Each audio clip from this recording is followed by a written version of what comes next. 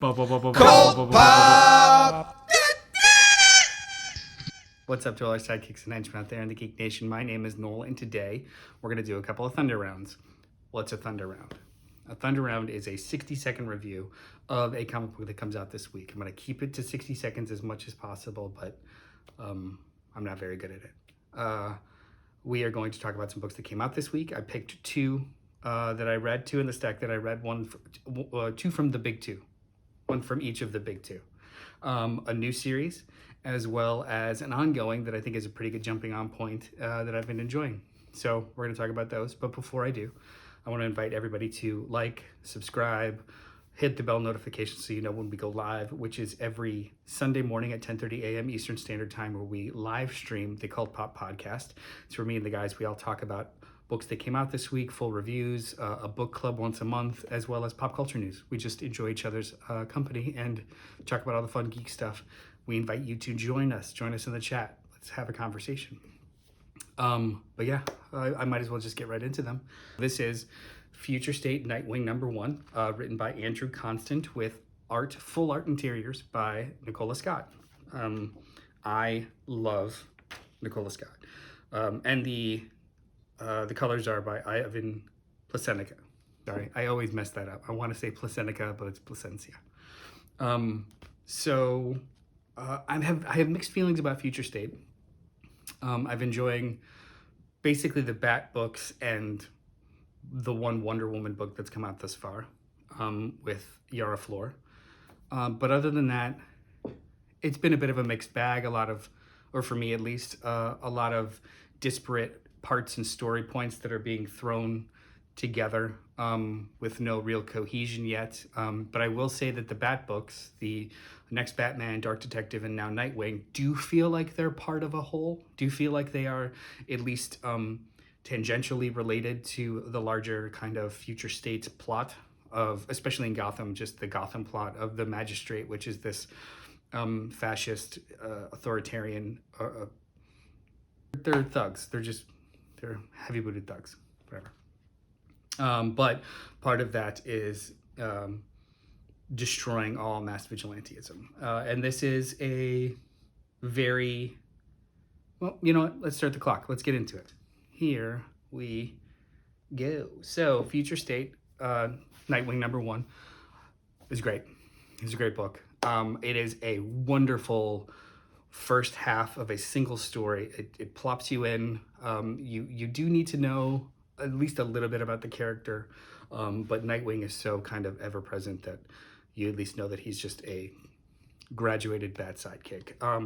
This is him, how he's functioning in this kind of more clandestine world, even more so than before, trying to topple the big bad that destroyed his mentor and all of his friends, and is treating Gotham like a authoritarian sandbox.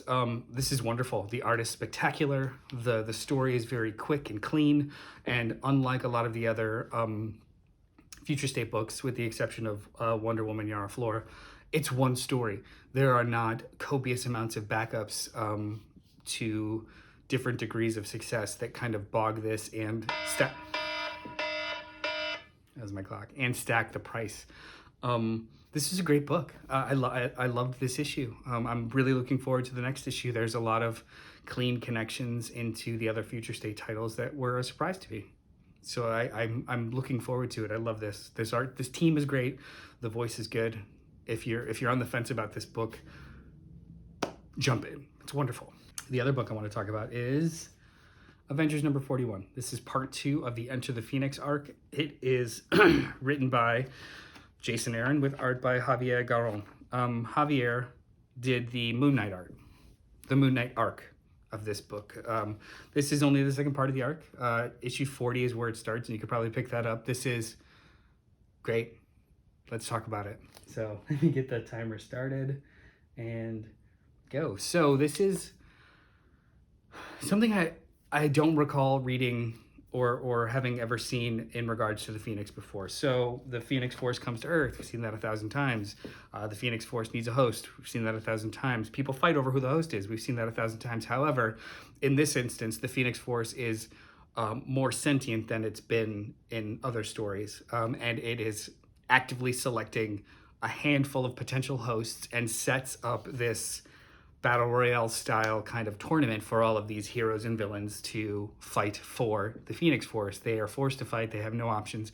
They're also given a small piece of the power in order to fight. So you've got all these characters that you've never seen phoenixed up before, get phoenixed up, all kinds of action figure possibilities. It's all very surface level. However, it is so big and bombastic and so well done that it's fun.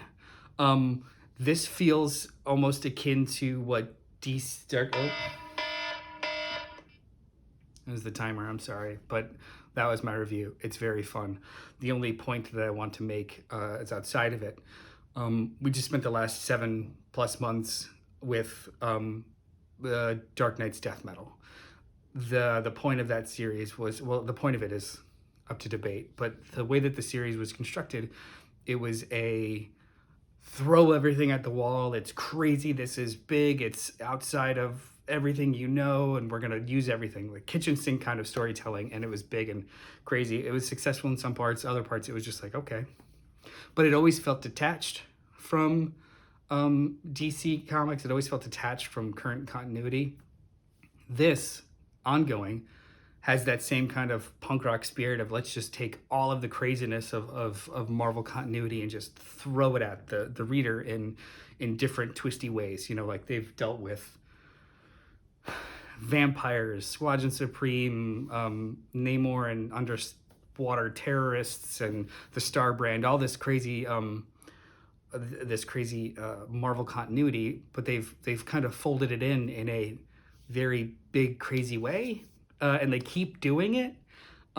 It feels just as wild and against the wall as Death Metal was. However, it doesn't feel detached like that does. These are still current continuity characters in their current in the current phases of their stories individually.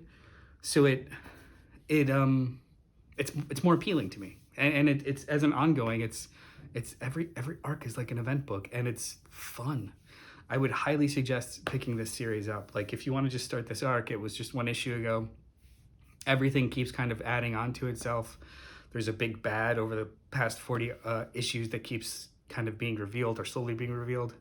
I think an oversized hardcover for this is coming out soon with the first 12 issues. If you're interested, pick that up and just give it a shot.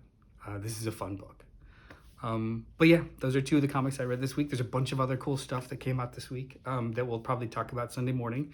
That's 10:30 a.m. Eastern Standard Time on this channel. We'll go live. Join us for the stream. We're going to talk about comics that came out this week, as well as some pop culture news and just fun stuff. But yeah, I'll leave you guys at that. Thank you for spending the last couple of minutes with me talking about these two comics and comics in general. Be sure to like, subscribe. Join us on Sunday. Comment down below. Agree with me, disagree with me. Maybe you are loving all of the Future State books. Tell me why. Tell me which ones. Tell me how you feel about anthology books. Sometimes I feel burdened by them, but a good story is a good story. So let me know what you think. But other than that, I'll see you guys later. CultPop!